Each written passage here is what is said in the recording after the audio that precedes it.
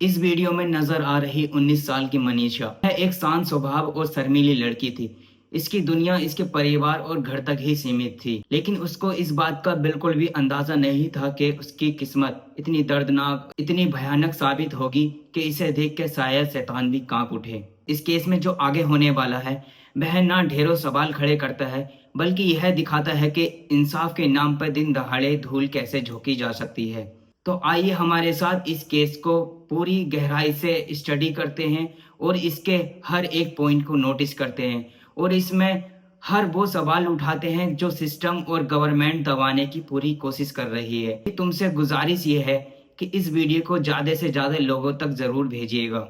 तो यह केस है हरियाणा के भिवानी डिस्ट्रिक्ट में लहोरू के धामी लक्ष्मण गांव का, जहां 11 अगस्त 2025 को हर रोज की तरह मनीषा अपने घर से निकलती है किड्स केयर बाल विद्यालय के लिए। उसको बिल्कुल भी यह उम्मीद नहीं थी कि उसके घर से यह निकले हुए कदम कभी घर तक वापस नहीं लेकर आएंगे। मनीषा उस दिन दोपहर 1:58 पर स्कूल से निकलती है पास के नर्सिंग कॉलेज में एडमिशन फॉर्म लेने के लिए। यह बात उसने अपने पिता को बता रखी थी। ये फोटोज इकलौता डिजिटल सबूत है कि मनीषा को लास्ट बार वहां देखा गया था। जब मनीषा दिन ढलने तक घर नहीं पहुंचती है तो घर में मौजूद दादाजी को उसकी चिंता होने लगती है। जैसे जैसे टाइम गुजरता है उसके दादा की चिंता बढ़ने लगती है।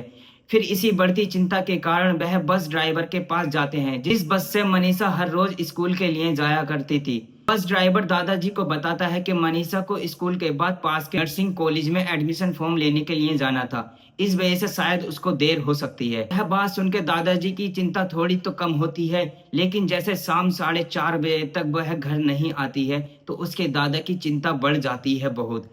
इसी बढ़ती चिंता के कारण वह उसके पापा यानी संजय को कॉल करके बताते हैं कि मनीषा अभी तक घर नहीं आई है। फिर देर शाम 6:15 पर मनीषा की कॉल आती है संजय के पास, लेकिन 10 सेकंड चली कॉल में मनीषा की कोई आवाज सुनाई नहीं पड़ती है और फिर कॉल कट हो जाती है। फिर उसका फोन स्विच ऑफ आने लगता है। तो वह मनीषा के पापा घर पर कॉल करके मालूम करते हैं तो उन्हें पता चलता है कि मनीषा अभी तक घर नहीं पहुंची है। तो मनीषा के पापा संजय बिना वक्त गवाए लोहरू से लोकल बस पकड़कर आइडियल इंटरनेशनल कॉलेज के लिए निकलते हैं और वहां पर जाके गार्ड से मालूम करते हैं तो गार्ड उनको बताता है कि मनीषा नाम की लड़की कोई नहीं आई है यहाँ पर। फिर मनीषा के पापा रिसेप्शन पर जाते हैं तो वहीं भी उनको वही सेम सवाल सुनने को मिलता है जो गार्ड ने उनसे बोला था। लेकिन मनीषा के पापा वहां पर एक बात नोटिस करते हैं, जो लोग रिसेप्शन पर बैठे थे उन तीनों लोगों ने शराब पी रखी थी। तो तुरंत संजय ने 112 डायल करके पुलिस को इन्फॉर्म करा और पुलिस वहां पर आ गई। फिर दोबारा जब वो पुलिस के साथ जाते हैं तो पुलिस वाले स्टाफ से सीसीटीवी फोटोज मांगते हैं तो स्टाफ बिल्कुल उनको मना कर देता है सीसीटीवी फोटोज दिखाने से। तो संजय फिर अपने चाचा के साथ लोहरू पुलिस स्टेशन जाते हैं तो उनसे रिपोर्ट दर्ज कराने को बोलते हैं, लेकिन पुलिस उनकी बात बिल्कुल नहीं सुनती है। पुलिस यह बात कह के टाल देती है कि मनीषा किसी के साथ भाग गई होगी या अपने दोस्तों के साथ पिकनिक मनाने चली गई होगी, तो दिन में घर वापस आ जाएगी। अगले दिन यानी 12 अगस्त को फिर संजय पुलिस स्टेशन जाते हैं। सारा दिन बहानेबाजी करने के बाद फाइनली उनकी रिपोर्ट लिखने को बोलती हैं एएसआई शकुंतला। रिपोर्ट दर्ज करने के बाद आइडियल इंटरनेशनल कॉलेज जाती हैं और स्टाफ से सीसीटीवी देखने को बोलती हैं। उन्हें भी स्टाफ सीसीटीवी फुटेज दिखाने से मना कर देता है। पुलिस ना सिर्फ वहां से लौटती है बल्कि मनीषा की लास्ट लोकेशन को ट्रेस करना भी जरूरी नहीं समझती है। अगले दिन संजय के पास एएसआई शकुंतला का कॉल आता है। वो बोलती है हमें आइडियल इंटरनेशनल कॉलेज के पास 1 किलोमीटर के दरमियान में नहर के पास एक लड़की की डेड बॉडी मिली है। बोलती हैं जिसकी शिनाख्त के लिए आपको वहां आना होगा। एएसआई शकुंतला की यह बात सुनकर संजय का दिल बैठ गया और संजय बिना किसी देरी के वहां डेड बॉडी की शिनाख्त के लिए पहुंच जाते हैं। बॉडी को देखते ही संजय की दुनिया पूरी तरह जैसे मानो उजड़ गई है। उनकी बेटी की डेड बॉडी उनके सामने पड़ी थी और बॉडी की कंडीशन इस तरह थी कि एक आम आदमी भी देख ले तो उसकी रूह कांप जाए।